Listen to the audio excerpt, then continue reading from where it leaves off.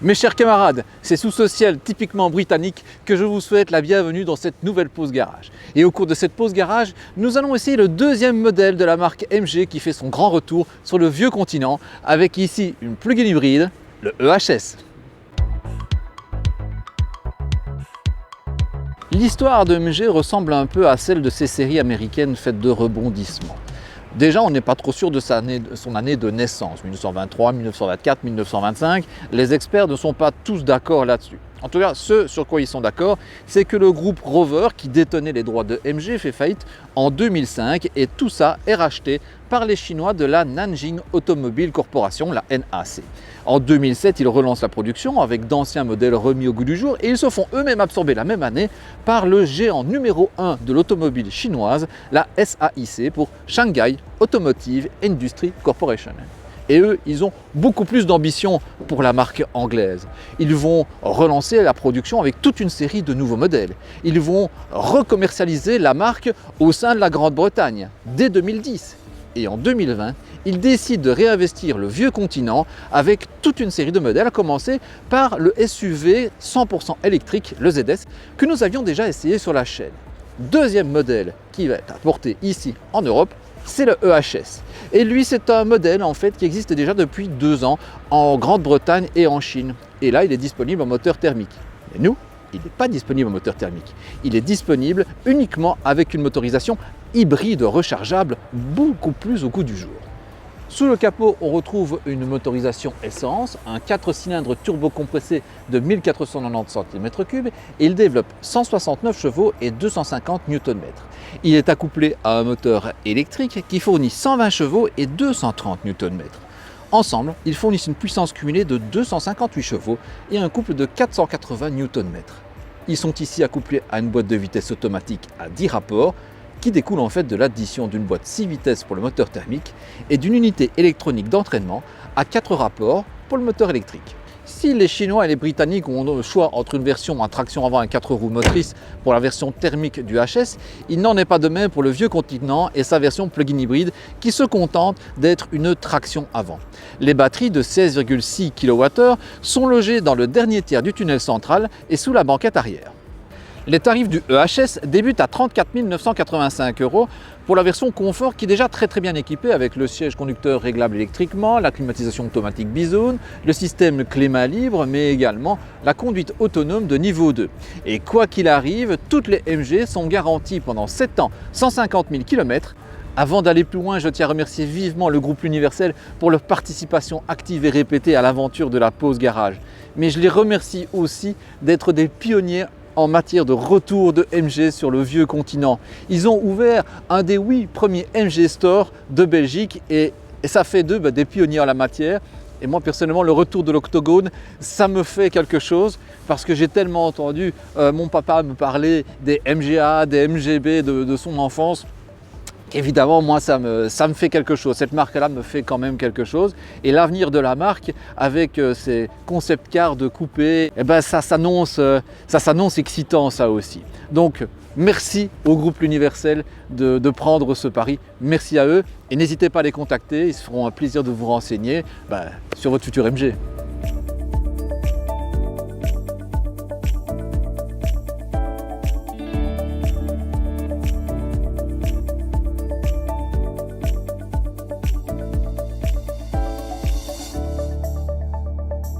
Notre modèle d'essai se présentait en finition Luxury, la plus haute des 2 exécutions disponibles. Elle nécessite un supplément de 2 500 € par rapport à la version confort, et je ne peux que vous recommander la dépense tant le gain en équipement est conséquent. Au niveau de la sécurité, vous gagnez la surveillance des angles morts, l'alerte de circulation arrière, l'avertissement de changement de voie et la caméra 360 degrés. À l'extérieur, le diamètre des jantes est majoré avec des pneus en 235/50 par 18 et le haillon devient électrique. À l'intérieur, l'ambiance est à la fois plus agréable grâce au grand toit ouvrant panoramique et plus luxueuse par le remplacement des sièges au profit de magnifiques sièges baquets, par l'électrification et le garnissage des sièges en cuir et par un garnissage en simili de la console centrale. Le traditionnel compteur à aiguilles fait place à un combiné 100% digital de 12,3 pouces, alors que celui de la console centrale fait 10,1 pouces. La navigation par GPS et la connectivité sont bien évidemment au rendez-vous, avec prise USB, Android Auto et Apple CarPlay. La résolution et la luminosité de ces écrans ne prêtent pas flanc à la critique. tout comme la rapidité d'exécution, qui marque un net progrès par rapport à la ZS. L'ergonomie se montre bien pensée, tant au niveau de l'interface que de celui des raccourcis accessibles via des boutons physiques dédiés au niveau de la console centrale. La sécurité passive a fait l'objet d'une attention toute particulière. Ainsi, le SUV sino-britannique a reçu la note maximale de 5 étoiles sur 5 lors des crash tests de l'Institut Euro NCAP, avec des scores de 92 et 81% en matière de protection de ses occupants, adultes et enfants. Le MG EHS affiche des dimensions tout à fait dans la norme de la catégorie des SUV familiaux, avec 4,57 m de long pour 1,88 m de large. Le pavillon, quant à lui, culmine à 1,66 m. La garde au sol trahit le manque d'ambition en tout chemin de ce SUV par son petit 14,5 cm. L'accès au coffre se fait via un large haillon motorisé de série en version Luxury. Bien évidemment, le chargement sera entravé par le seuil de chargement typique des SUV. Le coffre présente une belle finition, ce qui est assez rare sur les véhicules asiatiques pour être souligné, et son volume est de 448 litres. Dommage que la planche à chapeau en enrouleur ne soit pas passée un peu plus haut, on aurait pu gagner encore pas mal de litres. Même si le dossier de la banquette est réglable en inclinaison, la modularité se contente du minimum syndical, avec une banquette fractionnable en deux parties asymétriques, libérant un espace de 1375 litres. L'avantage d'une garde au sol raisonnable consiste dans sa facilité d'accès à bord, bien évidemment. Je ne te le fais pas dire. Sans surprise, à l'avant, on bénéficie d'un espace particulièrement généreux, tant au coude que pour la tête. Vraiment, on est très très bien. Mais à l'arrière, ça a l'air d'être énorme, dis donc. Ouais, tu as tout à fait raison. À l'arrière, la place, elle est véritablement phénoménale. Il s'agit toujours d'un des critères principaux pour la Chine. Au niveau des constructeurs nationaux, ils veulent toujours disposer d'un espace arrière particulièrement généreux. Et franchement, ici, regardez un petit peu, la place que j'ai pour les jambes, elle est immense. Pour la tête, j'ai énormément de place aussi. Et la sensation d'espace est en plus renforcée par le fait qu'on a une ceinture de caisse qui est relativement basse. Donc, on a une belle luminosité grâce aux vitres latérales, mais également grâce à l'immense toit ouvrant vitré juste au-dessus. Et en plus, il y a toute une série de petites attentions qui sont sympathiques. On a des grands vide-poches, oui, on a une banquette qui est très confortable, bien inclinée. La cinquième place est très généreuse en termes d'espace. Par contre, elle se montre fort dure et n'est pas très confortable. Disons qu'il s'agit d'une bonne 4 places et d'une cinquième de dépannage. C'est vrai que les surfaces vitrées sont généreuses, ce qui fait que vers l'avant, on a une visibilité qui est vraiment optimale. Et vers l'arrière, il y a même une custode qui permet de réduire l'angle mort. Donc c'est vraiment pas mal. Vous avez également pas mal d'aides électroniques. Bien évidemment, vous avez des capteurs de stationnement à l'avant et à l'arrière, une caméra 360 degrés, mais vous avez également des avertisseurs d'angle mort qu'on retrouve ici dans le coin près des rétroviseurs. Le design de la planche de bord n'a rien d'original. Enfin, c'est ce que je dirais si on était dans un coupé. Regardez-moi cet intérieur. C'est pas celui d'un SUV, c'est celui d'une berline ou d'un coupé sportif. Le design est très élancé et très élégant. Franchement, c'est vraiment très beau, d'autant plus que les matériaux, eux, sont magnifiques aussi. Vous avez beau regarder de très près en vous disant « je vais essayer de trouver le détail qui ne va pas », les matériaux sont vraiment de qualité. On voit bien qu'on est au moins au niveau de l'Access Premium. Vous avez du simili-cuir sur la planche de bord, sur la casquette du tableau de bord, avec en plus un simili-cuir perforé ici. Vous avez du rappel de couture rouge des sièges sur les contreportes, sur le tableau de bord. C'est véritablement du plus bel effet. Et quand on regarde de plus près, on se rend compte que ces matériaux, ils sont résistants aux griffures, ils sont vraiment de très très bonne facture. L'assemblage, lui, est tout aussi sérieux. Ça ne bouge pas, ça ne couine pas. Ce qui est évidemment normal sur un véhicule qui n'affiche que 1235 km au compteur, on est d'accord. Mais en attendant, j'ai pas entendu le moindre parasite au cours de cet essai. Les espaces de rangement sont présents en nombre et sont très spacieux, que ce soit la boîte à gants, les vides-poches à l'avant et à l'arrière, mais également les 3 rangements dans la console centrale. Donc vous aurez toujours de quoi mettre vos clés, votre téléphone, vos gants, votre bonnet, votre casquette. Si jamais il fait mauvais à l'extérieur, vous aurez de quoi. Alors, quand on m'a dit que j'allais essayer cette version avec des sièges baquets, je vous avoue que j'avais un peu peur. J'avais peur que ces sièges ne soient beaucoup plus fermes que ceux de la version confort de base. Eh bien, c'est pas du tout le cas. Ils sont ultra moelleux. L'assise est très moelleuse, le dossier est très moelleux. On a un soutien latéral qui est un peu évasé, donc ceux qui ont des plus petits gabarits vont peut-être se sentir un peu lâches dans le siège. Mais par contre, moi qui a dos je vais dire un dos un peu plus large, eh bien je suis particulièrement bien mis. Vraiment, c'est très agréable. Par contre, au niveau du soutien, non, là, le soutien des épaules, il n'y en a pas. Il n'y a pas de soutien spécifique au niveau de la largeur des cuisses. Bon, tout ça, c'est plutôt pour les véhicules un peu plus sportifs. Donc là, vraiment, en termes de confort, le siège, il est vraiment très très bien. La position de conduite, alors ça, c'est celle d'un pur SUV, c'est-à-dire qu'on est assis vraiment très haut et on est assis bien droit. Donc c'est pas du tout sportif dans la conception de la position de conduite, ce qui pour un SUV s'avère tout à fait normal.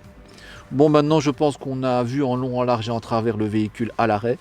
Donc maintenant il est temps d'aller rouler.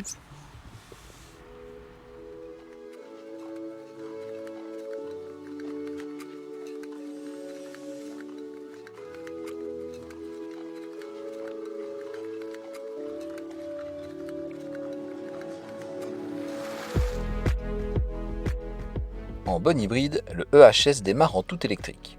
Cependant, fort de ses 258 chevaux et 480 Nm, il est capable d'accélérer très fort, comme le prouve le 0 à 100 km/h réalisé en 6,9 secondes à peine. La vitesse de pointe, quant à elle, est de 190 km/h. La chaîne cinématique se distingue par sa discrétion et son efficacité. La boîte de vitesse enchaîne rapidement ses 10 rapports sans heurts ni hésitation. Sa douceur a de quoi rendre jalouse la plus douce des boîtes à variation continue. Le châssis se montre sûr et rassurant en toutes circonstances. J'en veux pour preuve la rue de la Forêt à Liège, dont les innombrables virages détrempés n'ont pas réussi à inquiéter l'aplomb du EHS. Le train avant, bien aidé par sa montre pneumatique Michelin, a parfaitement canalisé les 480 Nm de couple sans recourir aux aides électroniques. La direction s'est montrée très intelligemment calibrée et offre même un feeling proche des anciennes assistances hydrauliques, le tout avec une démultiplication idéale et un diamètre de braquage réduit. Vous allez me dire que c'est donc la perfection. Eh bien, je serai un peu plus nuancé. Les belles aptitudes font du EHS un compagnon de route solide et fiable. Mais son toucher de route manque encore légèrement de finesse dans ses réglages. Parfois pas assez soyeux, parfois pas assez dynamique. En somme, il manque un peu de caractère pour atteindre les références du segment. Enfin, le freinage, puissant et endurant, aurait mérité une attaque un peu plus franche de la pédale, même si cela aurait été au détriment de sa bonne progressivité. Avec ses 258 chevaux, on pourrait penser que le EHS est un SUV sportif, mais ce serait se tromper. Non, toute la puissance, tout le couple qui sont disponibles sont là dans un seul et unique but, celui de rendre le voyage le plus sûr et le plus confortable. Ça, c'est vraiment l'objectif de la voiture. On voit bien que le confort a été particulièrement soigné, on voit bien que les sièges sont très confortables, la suspension absorbe très très bien les bosses. Par contre, évidemment, les grosses saignées, les gros nids de poule, là, on va le sentir quand même qu'on rentre dedans. À la limite, on va plus les entendre que les ressentir dans les fesses ou dans le dos. Donc là, il y a un beau travail des suspensions, pourtant passives, et des sièges qui sont très moelleux et qui sont vraiment bien. Il manque juste un petit peu de maintien lorsque on est vraiment dans une route un peu sinueuse, mais ce n'est pas l'objectif de la voiture. L'insonorisation est très réussie, que ce soit les bruits de vent, les bruits de roulement, les bruits d'air, les bruits, tout ça, on n'entend absolument pas. L'habitacle est très très bien insonorisé. La seule chose qu'on peut reprocher et qui est typique des produits asiatiques, c'est l'absence de revêtement à l'intérieur du passage de roue qui fait que lorsqu'on va rouler sur une route pleine de gravier, on va entendre les gravillons qui percutent la carrosserie. Ça, c'est le seul point faible. Le MG EHS est donné pour 1,8 litre de consommation mixte au protocole WLTP, soit une émission de 43 grammes de CO2 au kilomètre. Dans la réalité, la consommation variera selon votre usage. En 100% électrique, vous disposez d'une autonomie de 52 km, où vous ne consommerez pas une seule goutte de sans-plomb. Une fois la batterie intégralement vidée, ce SUV se comporte comme un hybride classique, où le moteur thermique travaille avec le soutien de son homologue électrique, avec une moyenne de 7,2 litres au 100 km.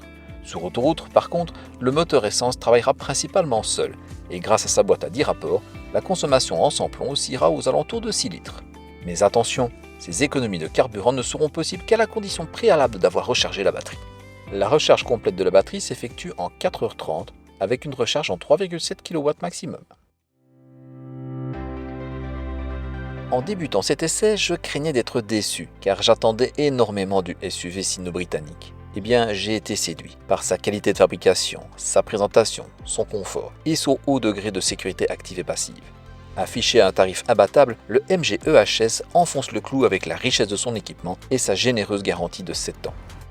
Et voilà, c'est la fin de cette vidéo. J'espère qu'elle vous aura plu et si c'est le cas, n'hésitez pas à rajouter un petit pouce bleu en dessous de celle-ci et si la chaîne vous intéresse, n'hésitez pas à vous abonner. Et dans ce cas-là, il ne faut pas oublier d'activer la cloche de notification. C'est elle qui vous permet d'être tenu au courant de chaque sortie de nouvelles vidéos sur la chaîne. Vous pouvez également suivre l'actualité de la pause garage sur les réseaux sociaux et sur notre site internet qui s'affiche ici en dessous. Il ne me reste plus qu'à vous dire merci d'avoir regardé cette vidéo. À très bientôt et d'ici là, soyez prudents sur les routes. Ciao!